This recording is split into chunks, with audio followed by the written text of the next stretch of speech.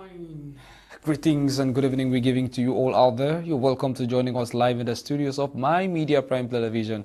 What an honor to count you amongst our watchers and viewers tonight. My name, Bishop Rene, is welcoming you to yet another edition of our flagship magazine sports program on your #1 sports and entertainment television based out here in Cameroon's economic capital city of Douala. A truly wondrous good evening to you, and hoping and counting that you're faring quite well. Ladies and gentlemen, it is sports on the menu, and straight away we bring to you our vitrine. What exactly makes the vitrine of today's edition of the program, coming to you from Cameroon's citadel of economy? We shall be talking about the just rounded off Cameroon's encounter with Burundi that ended 1-0, and it is a very bitter president of Cameroon's Football Federation, Samuel Eto'o, that has addressed the lions of the country, as of course, according to him, their outing was not only abysmal, porous, but of course abominable. Also, in today's edition of the program, we shall be talking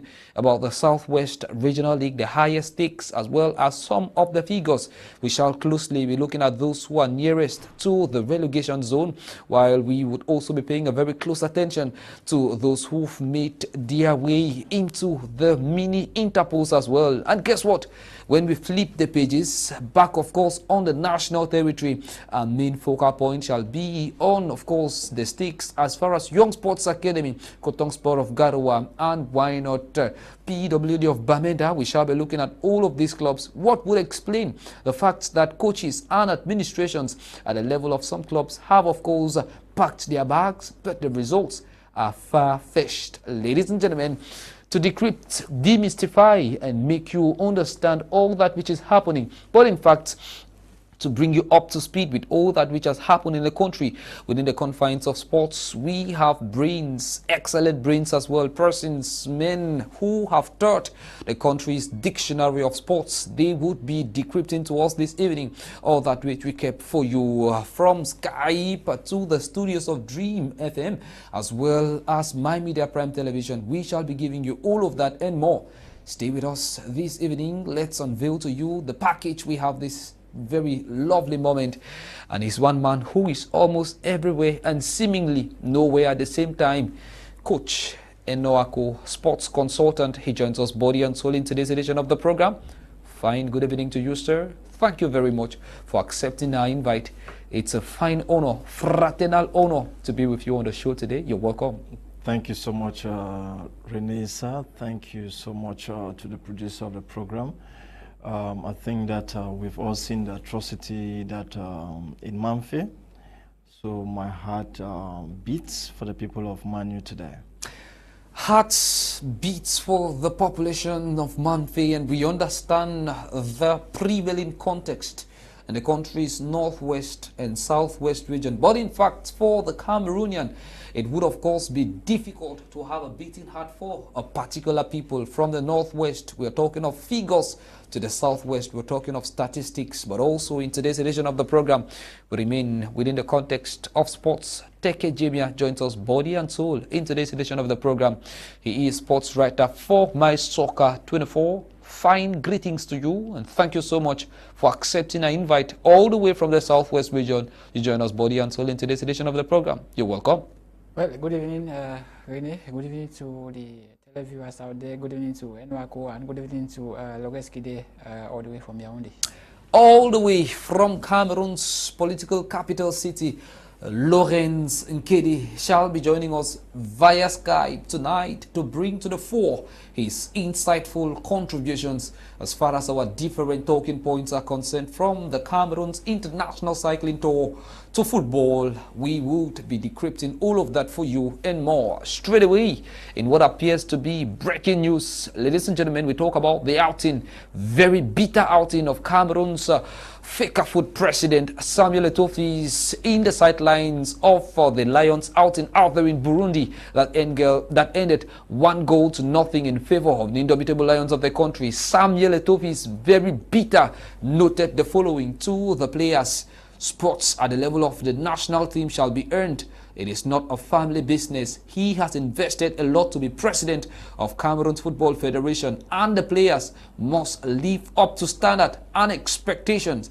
Ladies and gentlemen, many persons, sports journalists as well as analysts, consultants and writers of different media platforms and websites have been asking the question, who has the right to make such comments as far as football and the indomitable lions of the country is concerned? That takes us straight away to our first talking point, and Coach Enoako is with us. When we see the outing, Coach, of Samuel Eto'o's, one wonders and ponders, who has the prerogative, who has the right to utter such comments in the sidelines of a football match that counts for the qualifiers of the 2023 Total Energies Africa Cup of Nations to be housed by Cote d'Ivoire?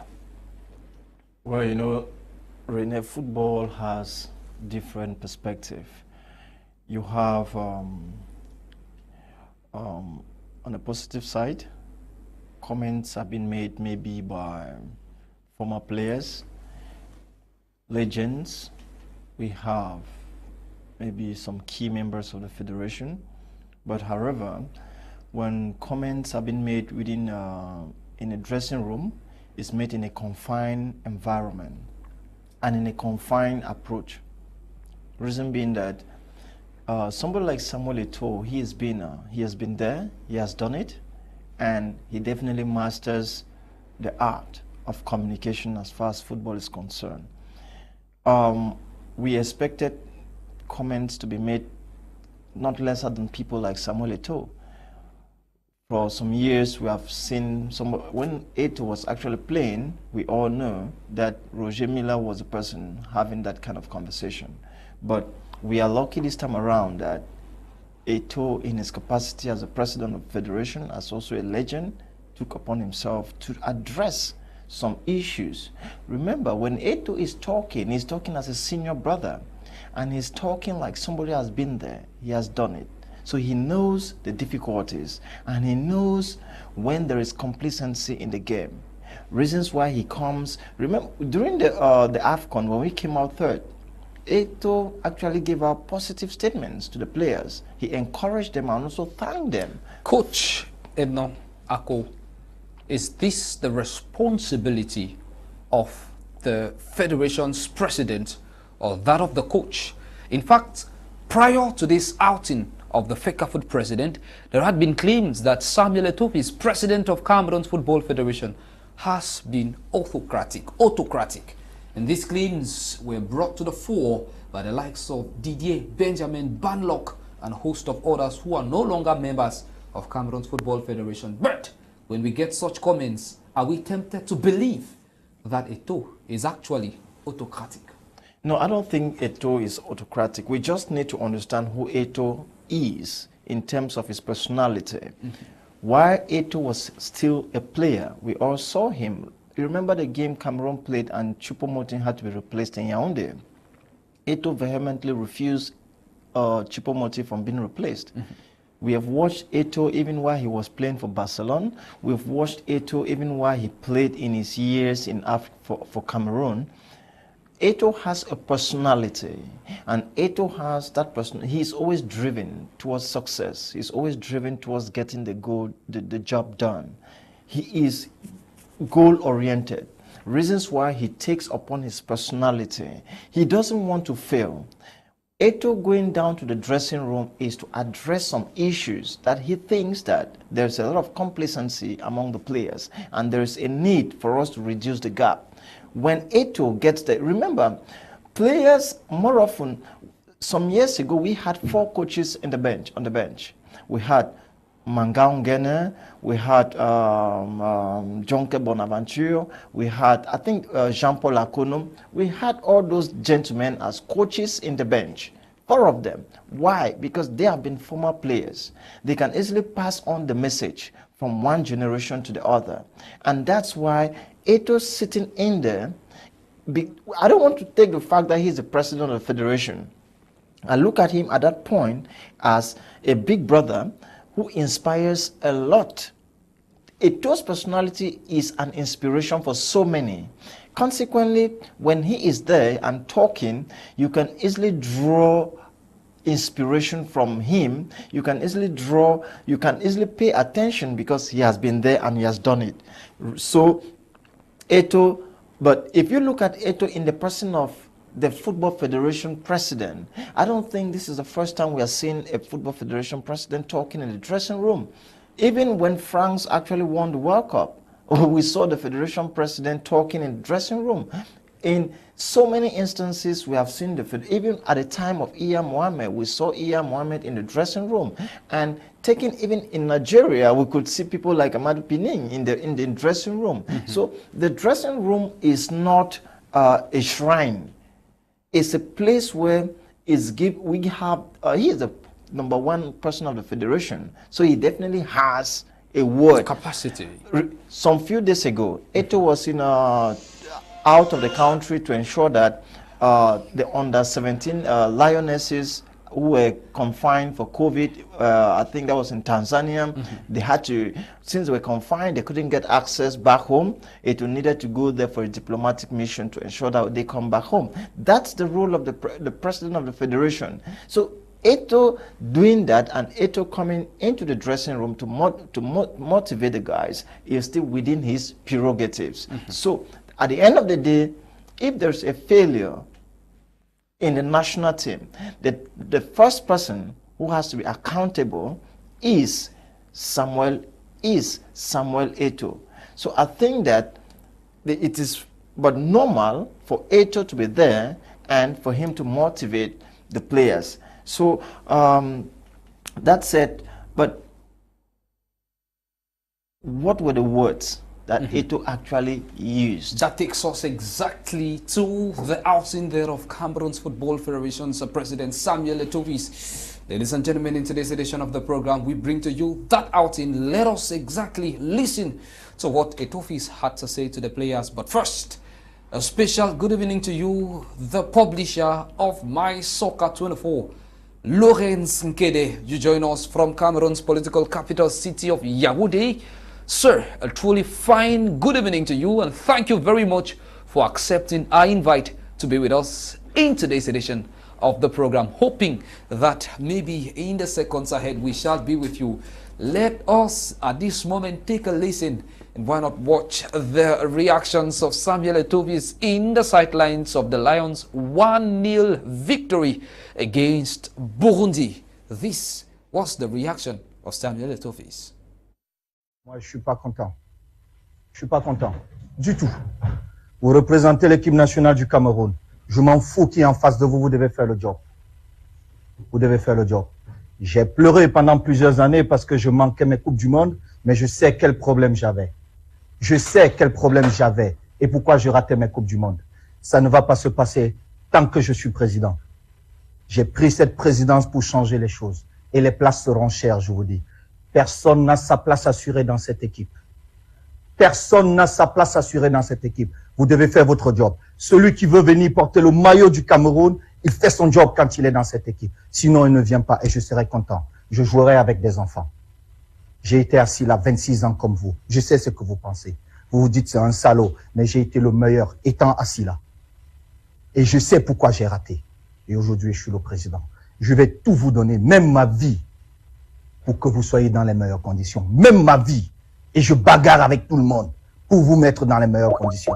Parce que vous êtes assis là, vous ne savez pas quel bagage est derrière pour vous mettre dans les meilleures conditions. Et quand on vient, c'est le Cameroun, les gars. Le Cameroun, pour moi, il n'y a rien de plus beau. Il n'y a rien de plus beau.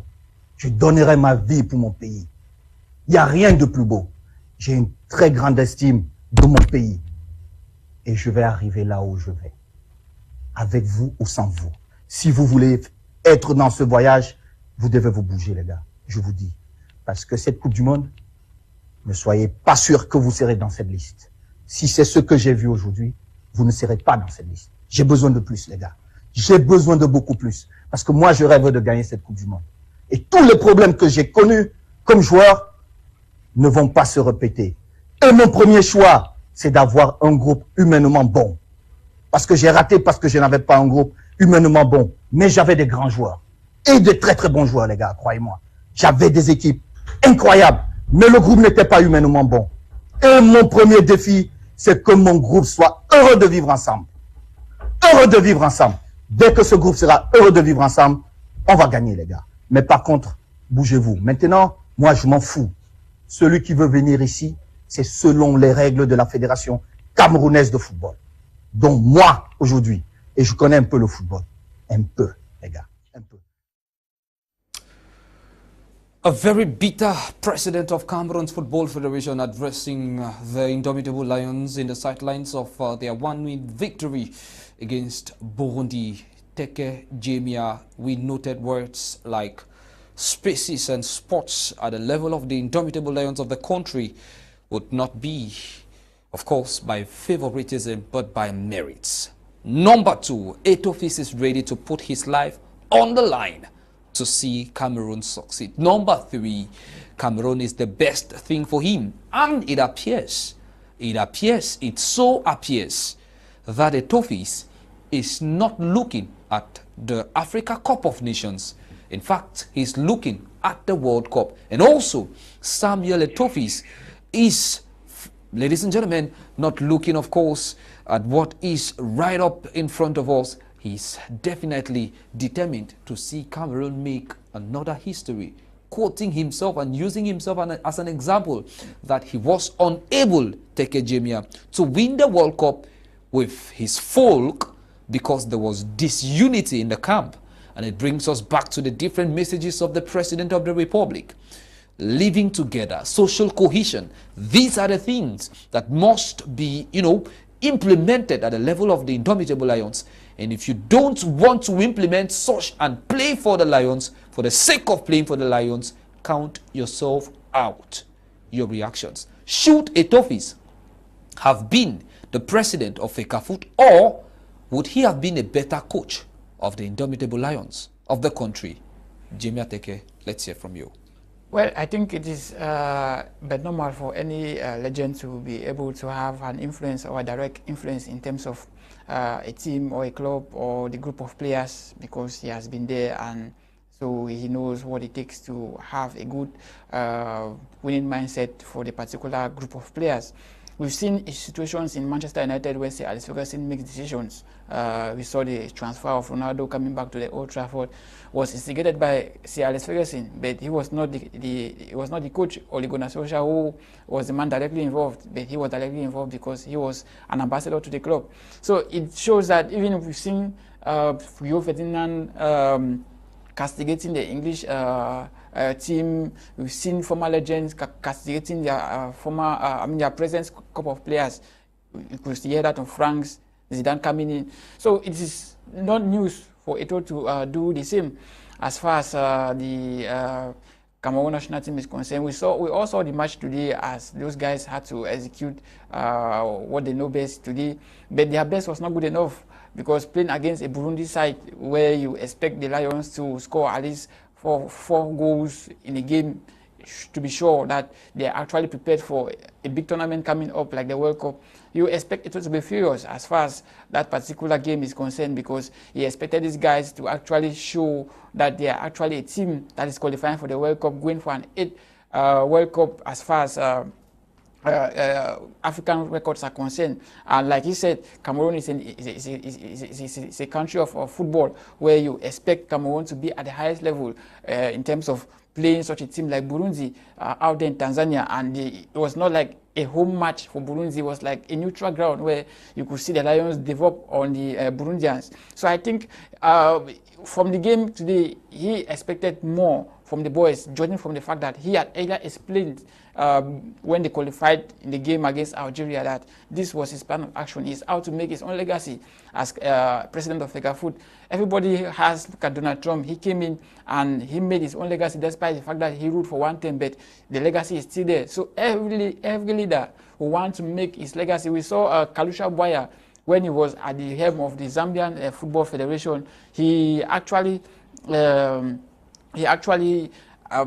was following the Chief Pulupulus at one point in time. So you expect that Eto'o should do the same as far as his team is concerned. We saw how Sami Kufu castigated the Ghanaian team on SuperSport when they lost I think the 3rd place game against Burkina Faso in 2017. He castigated it. You wouldn't expect, and he came on air That was one thing. He never went to the players and told them. He came on air and fully castigated. We saw Okocha who was bitter during the AFCON when Nigeria was eliminated. So it happens with these legends. So the reasons why Eto is just merely telling those guys that your place is not guaranteed as far as football is concerned. You could joke and joke, but by the time the finalist is coming out for the World Cup, your name might not be there. So that he's trying to put some pressure on the players that come the next game against our next qualifying game.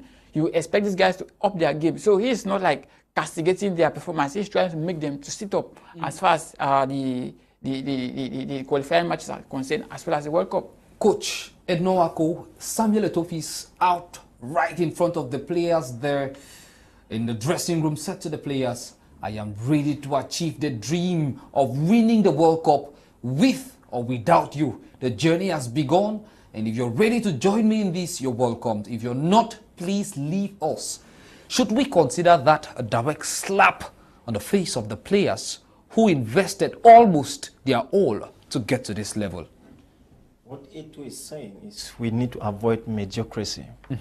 People need to be serious. We don't want mediocres in our team going forward. We want people who are ready to commit themselves and to get the job done.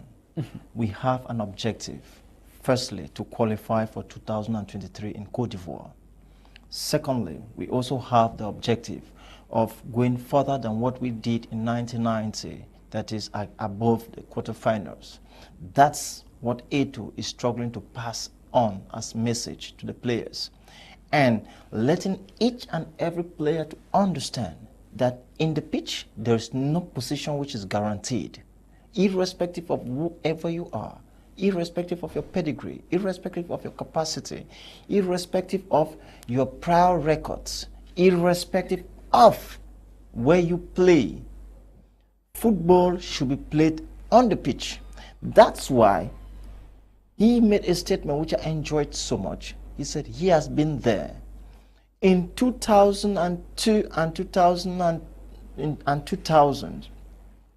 in the left wing, we had Atuba Timothy. We had Bill Chato. We had Womeleng Pierre. You needed to use one player. That was effective competition. But today, with some players think that they already own certain positions in the pitch. Today, we have players who give prior conditions before coming for the selection. We are saying no, it's over. We want a competitive team. We now have a target, the World Cup. And we don't want mediocres. We don't want people who believe in past records. We want people who are going to deliver, and they deliver till the end of Qatar. Coach Enowako, where do we place the blames as far as this particular performance today is concerned? We saw the chances, but there was basically no one to convert some of these chances. And we have the likes of Frank Mbela Atuga playing out there for Asante Kotoko in the Gold Coast, that is Ghana. We also have Yusufa Mokoko, who was on target for Germany under 21s. And we're asking ourselves the question, is it the mistake of the players or the mistake of the coach looking for that, deadly striker in front of the goal? We saw Abubakar today, but he seemed helpless. With all the chances provided him, not converted. And how do we explain such a mistake? We are just coming from AFCON, where we actually had, I can say, an outstanding performance. Coming out third in the tournament wasn't a bad record. So we already have a crop of players who actually delivered that result. Reasons why the coach deemed it necessary to continue the journey with some of those players. However, this is an opportunity for us to dissect and to understand those players who are already saying to themselves, as who believe they already own a position in the pitch. This is an opportunity, and we are going to have many more opportunities.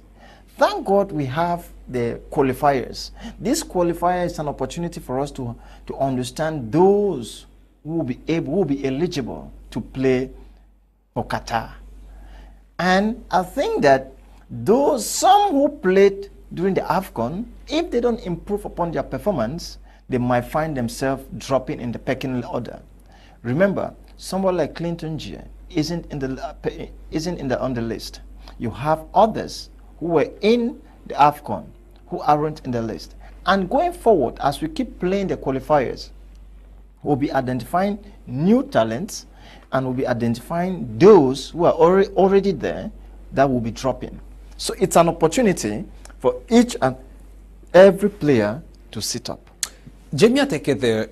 This is the Cameroonian national team, and we can clearly see, you know, the laggings. We can clearly see the lapses, and the big worry, the very big worry, is when we see the likes of Kylian Mbappe, we see the likes of Samuel Umtiti, who turned down representing the national colors of Cameroon. And we are now seeing a similar scenario which might obtain with the likes of Frank Mbela Atuga, as well as the likes of Youssoufa Mokoko.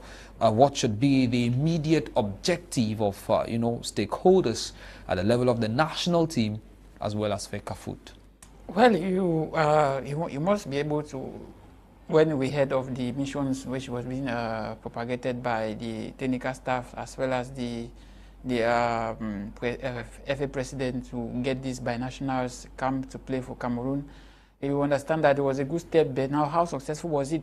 Because as it stands now, we should not be talking or should not be lamenting on limited goal scoring at this point in time, because we should be scoring at least two games per game.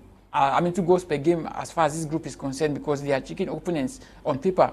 So scoring 1 against Burundi, which squandered so many chances, to me I think, and it was from a free kick. But when you talk of chicken opponents, mind you, Egypt was beaten today by Ethiopia, 2 goals to nothing. It is, you expect we have chicken opponents, sorry for their respect to them, but those are opponents where you expect Cameroon to actually win with style. But those are not the reactions of Coach Rigobert Song, who said that teams coming up against Cameroon believe that Cameroonians believe that these, like you said, are chicken opponents. But for Coach Rigobert Song, that's not the case. In fact, he says that when such teams that are looked upon as small teams come up against the indomitable lions of the country, they come as underdogs, and of course they are quite capable of surprises. The underdogs. How many chances did Burundi create in the match? After Cameroon's first goal, 2 minutes after Cameroon's first goal, we saw the Cameroon's defender was left wanting, and the Burundians almost equalized. Yeah, so but we had chances to have scored the goal, because normally you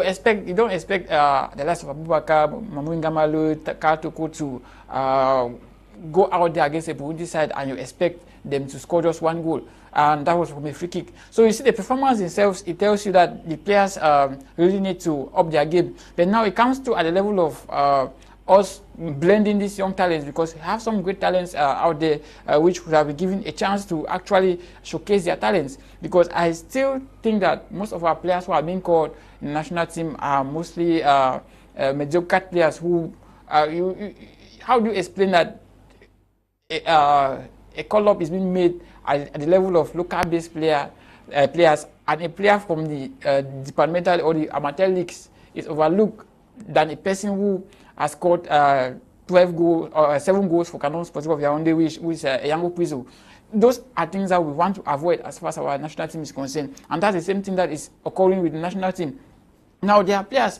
Look at Yusuf Mokoko. I thought that these players, this particular player, should have been one of the first names to have been called up as far as this list is concerned, because we're talking about news coming from nowhere that he was going to play the AFCON. But this is a player whom the Germans are fast stealing it away from us, whom could have been an added advantage, judging from the fact that the last of Karatoko and Vincent Abubakar are fast leaving the stage. You won't expect Abubakar to give the same performance he gave in the AFCON at the World Cup. He needs somebody whom, as he's going, he needs a transition.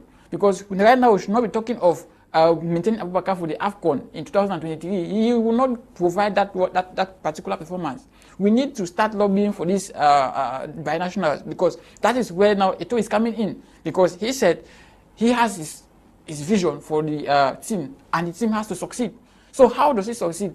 The coaching staff has to make sure that they get this binational and get the rightful legs that can actually take Cameroon football forward. Because we can't continue to rely on the likes of Karatoko, who are fast going into their early 30s, and you expect them to actually give us 100%. We need to start it.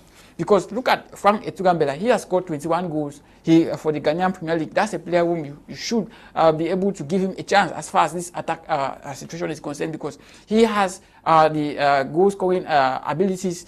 He knows the goal. Same with Yusuf Moko. Those are players, and there are other players out there in Europe which we have to lobby and get them into our national team and make them believe that they can actually play football. It's high time we start calling players based on merit and not meritocracy, because I think that this is what has killed our players. Because a player like Karatoko will not have competition. He knows Basokok is not there, Njekrinsin is not there, he's the one. Buminga Male same, Vincent Abubakar same, Chupu Motin same, they know they have their positions at the team. But now when you bring these young lads, they come and show 1, 2, 3 match, they are going to understand that there is competition. But now when we go and spend monies and say we are going to lobby binationals, and at the end of the day we don't have the end product, then I think that is wastage. We have to be serious in our administration, because we're not serious. The trips sponsored by the Federation, Eto and Song going to Europe to go and lobby these binationals, all didn't pay off. I mean, we saw Olinga, Anthony Olinga going for Sweden. Now Yusuf Mokoko now is playing for the German under-21s. Those are them finally going. Those are another Mbappés now going. Very soon they start shining at the level of Germany and Sweden. We say, okay, had we known.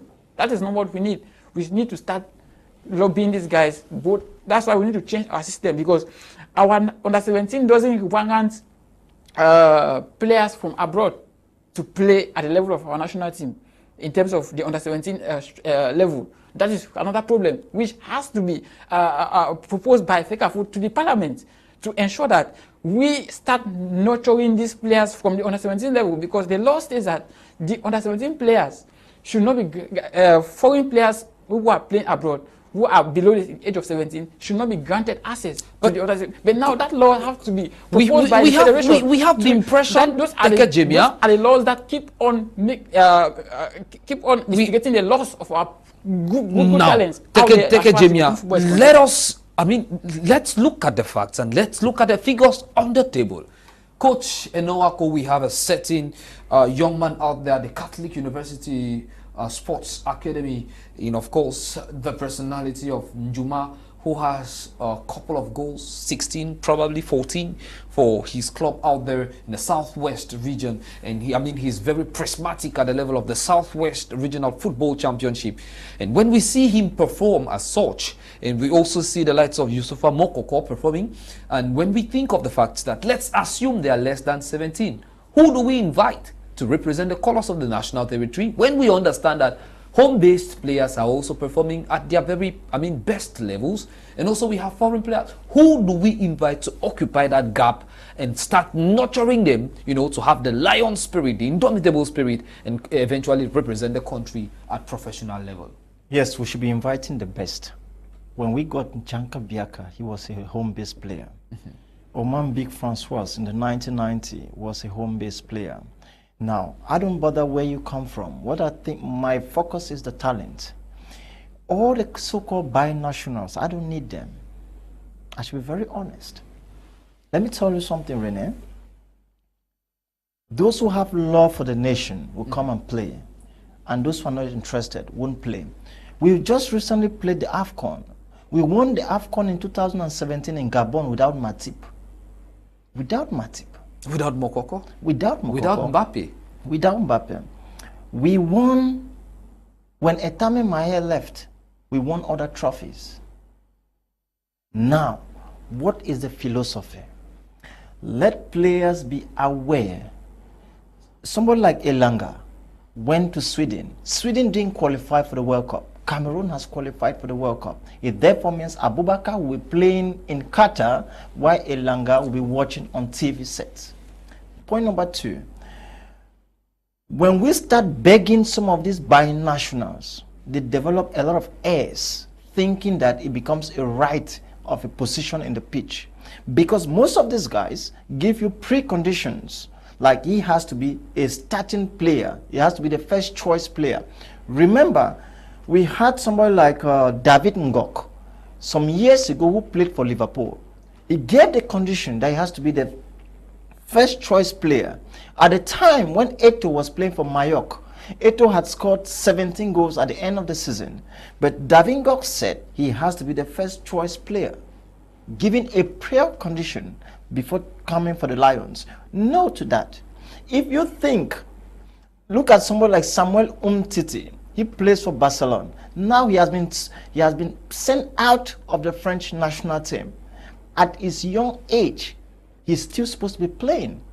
But when we needed them, they don't show up because they are binationals. When they are being sent out, packing, that's when they start coming back to the national team. No to that. Look at somebody like Marcel Desailly, because a lot of players don't understand that you have your career as a player and you also have a career after football.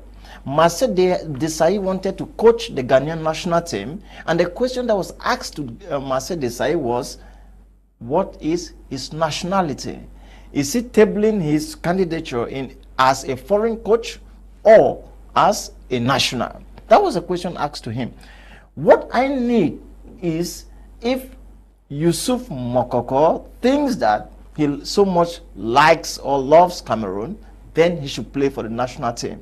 If he thinks that he wants to play for Germany, then let him go ahead. Because what we just need is an incubator of players where we've nurtured talents and we exploit those talents when need arises. You can get the talent from local base, you can get the talent out of Cameroon, but no player, irrespective of your status of birth, should give us prior conditions before coming for the national team. And all the binationals, the fact that we come to you, it's an issue of respect that a nation even comes to you for your services. Now, if we are coming for you for your services and you think that the nation doesn't deserve your abilities, so be it. We can still get from home base. We can still nurture players from other areas of the world. Reasons why in 2017 we were the African champions. In the last AFCON we were the third in the competition. We have qualified for the World Cup without the binationals. And some of them, like Elanga, will definitely not be participating. Some of them, like Umtiti, will not be participating. Consequently, remember, even some years behind, you had somebody like Pascal Nouma. Pascal Nouma, who actually went to the French national team at a time when he was playing top-flight football in France for Lens.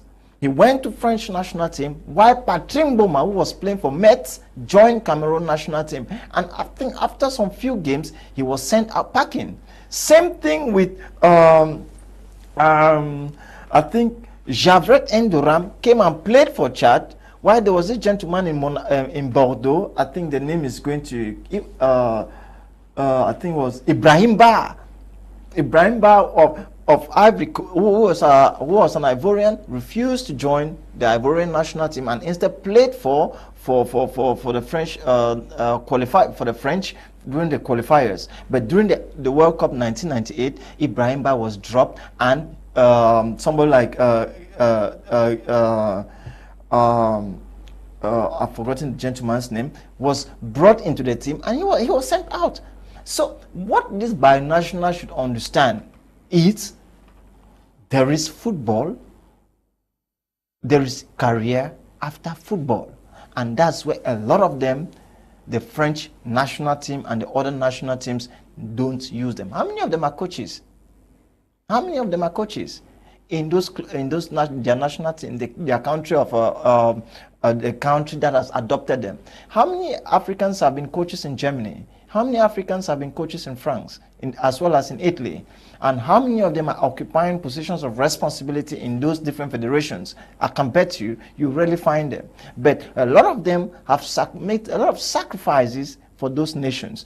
What they should understand is your country of origin will always serve you and always give you a platter of gold. And I think that the earlier they understand that football is about your talents, and irrespective of where you are, if you don't demonstrate that you have the skills in France, you will be dropped. And I can bet you Mbappe is being used in France today because he's outstanding. But if his performance starts dwindling, he's going to be dropped. All right. Take a Jemea there, we have these binationals who are turning down the request to play for Cameroon's indomitable Lions, and turns out it's a very serious issue there. We have a host of them playing for a flinch of clubs across Europe and other parts of the world. And now the big question we're asking ourselves is, I mean, with what Eto'o has said, can we say that this is an invitation for the coach to lose his dressing room? Are we going to see a conspiracy theory at the level of the indomitable Lions already, or we still have hopes in that this could actually boost the morale of the players? Well, I think it is all about boosting the morals of the players, because they still hope. What I would say is that, in as much as we are talking of these binationals actually denying Africans their African origin to play football, is because normally they watch when they are being groomed at the level of those European countries, you will expect that these players at times there was a time when look at Enzo, that's a promising player who plays, I think, for Lens. He was coming to give competition with the likes of Nuhutulu at the level of the defense, but it was dropped as far as this particular list was concerned. So it tells you that these players themselves, they actually are also being carried by the fact that what are their chances of they being put on the pitch? Now, I think the reasons why these binationals find it skeptical to come to Africa is because of the fact that when they sit and watch the kind of management of how we manage our football here, they try to be a little bit skeptical. We saw what happened with the national team when they were traveling to Mozambique, and the fact that they traveled to Morocco to go and play Mozambique in the return leg, and they arrive at 5 a.m. in the morning to play at 2 p.m. Those are things that when these guys watch, they became so skeptical because they want to play football. But now the administration in African context is a problem. So I think that we should not only be blaming the players for not for denying their home countries, their home country, but we have to make them to understand that home is comfortable. Those guys who are coming, we know what is happening. It's all about business. All right, take it, Jemea. There we have a host of binationals there. We have Loic Mbe there, who is 19 years old, and he's quite capable of playing for France and Cameroon. We also have Eric Ebimbe, who is 20 years old also, and he can play. He has French and Cameroonian citizenship. We have Kevin Ruick, that's of course Lucien Agume, who also has French and Cameroonian nationality, 18 years old, can play for both countries. Ivan Ndika, 21 years old already, has represented France at the level of the 21s, and we are yet to have him at the level of the national, Cameroon. We have Briel Mbolo, 23 years old, has already played for Switzerland, I beg your pardon, and can also play for Cameroon. Kevin Ruick, like we told you already, 22 years old, also has a nationality of Switzerland and can also represent the country. We also have Ivan Yusufa Mokoko, we're talking about already, now about 18 years old, has scored already for the German under-21s. We have William Saliba, 19 years old, has French nationality and also Cameroonian. And we have Aurelien Chouamini, who recently signed for Real of Madrid, and you can rightly see 21 years old, Cameroonian as well as French. And we see a host of these players. We have Brian Buemo, who also has French and Cameroonian nationality. And there are just so many of them out there, like we could scout for you, ladies and gentlemen. And the big question, take a Jemea, that these are players who, if they are called up at this level and groomed we may have the impression that Cameroon could definitely, you know, have a different face as far as football in Africa is concerned, but that's seemingly not happening. And you were trying to, you know, bring to the fore some of the reasons why these players would not want to play, you know, for Cameroon. Yes, they would not want to come. Even as much as we are saying that these players are refusing to come to play for our national team, but we also should look ourselves in the mirror and tell ourselves questions. You cannot call a good player and tell a good player, and AJ will tell a good player that I will call you in the national team, or I will make you to be called in the national team. You give me half of your percentage of your bonuses. A good player will never accept that. But a French player who is in his club will accept that. And this is why you see John Efala was part of the AFCON, whereas he had not played a single game for Aqua United in Nigeria, but he was part of the club, I mean, of the squad for the national team. How do you explain that kind of a player, who is a French player, should be called for the national team? I expect a player like Mokoko to come in for the national team. He is also skeptical, because you come and ask him that he should be given part of his bonuses, whereas Mokoko can give you 100% performance on the pitch than John Efala, who is a French player with Africa United. Those are the hypotheses which we are looking at. Now, we should not be only looking at the fact that the players are refusing, but we should be looking at how this agent make money for these players to come into the national team. I use an example here of the fact that we call home-based players, 24 of them. How do you explain that a player who is playing in the regional league in the central region, because someone went there and watched that player for just one single 90 minutes, and he was being called at the expense of a young priest who has scored 7 goals for Canon Sport for Yaoundé? Those are the things that these players watch out there, and they tend to be skeptical for why they would choose the Europeans than Africans. So we have to also clean our own house to accept this player, or to cajole these players to come in. That's why I say that the federation have to send a law to the to the parliament to abrogate that particular law, which says that we should refuse players from the under-17 who are foreign-based players to come and play for one national team, because that is where you start grooming them. If you trace Anthony Olinga, he has started being monitored by the Swedish federation from the under-16 level right up to the under-21. What stops us from also start monitoring those kind of players from the under-17 level? That is where we are failing. We should not be. We cannot continue to blame those players, because we too have not properly managed our way we manage our football. We talk about management. Management is what cajoles players. When you can't manage your football, we talk about football. It's not all about that football has been played on the pitch. It's what the people, the football and out of the pitch, put off the pitch to ensure that these players are well taken care of. They want to play football. They don't want to hear of politicians coming here to say that give me bonuses, half of your bonuses. Those are the things that those guys don't want to hear. Coach Ednowako, we might just be coming to this particular topic in subsequent editions of the program there, and we have a reaction there from somebody who is watching us, and he says, "Good evening, sir. I am Chair Norman, watching all the way from Yaoundé. Why not tell the young players, not only in Europe but even in America and other clubs in the world, because if I look at things rightly, those players in European clubs have the ambitions to sign for national team in Europe, but those in clubs in South America, can they come to play for Cameroon national team?" That's a very big question. Chair is asking. The Chair Norman is watching us all the way from Cameroon's political capital city of Yaoundé, and it's absolutely a very extensive topic that we could, of course, stay on for days, hours, months, and possibly years. We would definitely find it difficult coming to a definite end as far as that topic is concerned. Why not take leave of it and look on to something else? But Coach, I think you still agitated there. There is more you would like to add as far as that is concerned. Why not hear from you your last reactions as far as this particular topic is concerned, so that we can, of course, rewind the topic to something else. But mind you, viewers out there, Cameroon's already topped their Group C. Cameroon is on top of Kenya. Of course, Cameroon occupies the first spot in their pool, or better still, their group out there, as they continue their qualifiers for the 2023 Total Energies Africa Cup of Nations to take place out there in Cote d'Ivoire. Cameroon is first, Kenya second, Namibia and Burundi, that lost today to Cameroon, is rock bottom or tails that particular Group C.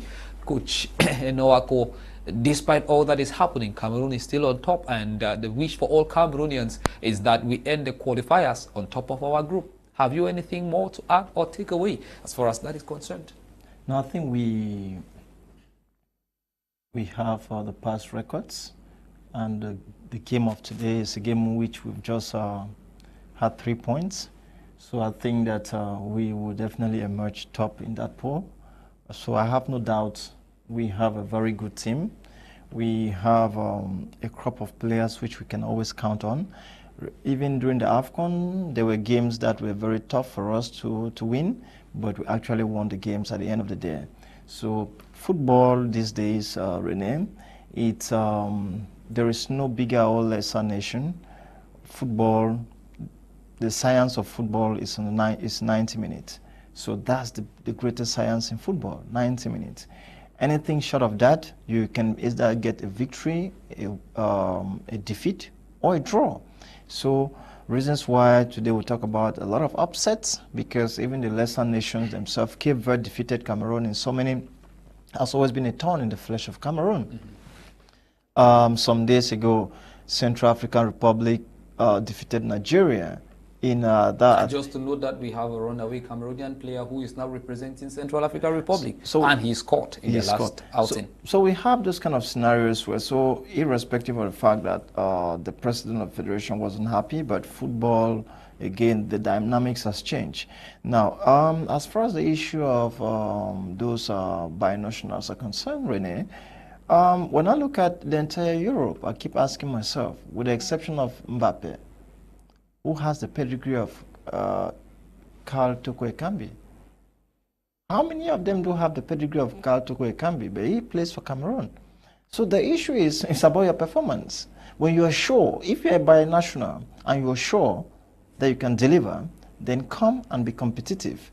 There will be no position guaranteed for any binational. If that's your condition, if that's a prior condition for you to wear the green, red, yellow, then you better not come. If that is a precondition for you to don the green, red, yellow, that of course talks about or represents Cameroon's indomitable lion, then better not come. The final words there of Coach Ako, sports consultant, and of course one man who remains very busy almost everywhere at the same time and nowhere at the same time, but we had him today, thanks to God. We continue with the program, and this time around, we take interest in something else. Football made in Cameroon. We are looking at the MTN Elite One Championship in the country. Things are falling apart for YOSA, that is Young Sports Academy, and also the Public Works Public Works Department Social Club of the Northwest Region, that is PWD of Bamenda. And a big question, Jemea, many persons are asking, the example was set by the Cartoonites of Garoua. We're talking of Kotongspor, that after a change of administration and coaches, things seem to change. They are now on a honeymoon after a spin of victories. But for Young Sports Academy, after the resignation of Coach Nkabio Martin, the results are still far to get. And we're asking ourselves the question, things are falling apart for Young Sports Academy. Can the center hold? Well, I think it was just a situation whereby we didn't expect that from Young Sports Academy. That's a team that was promising when the league started. They had 4 wins straight, but they started dwindling. Since then, they've been in their last 18 games before Cabio Martins Cabio Martins left the club.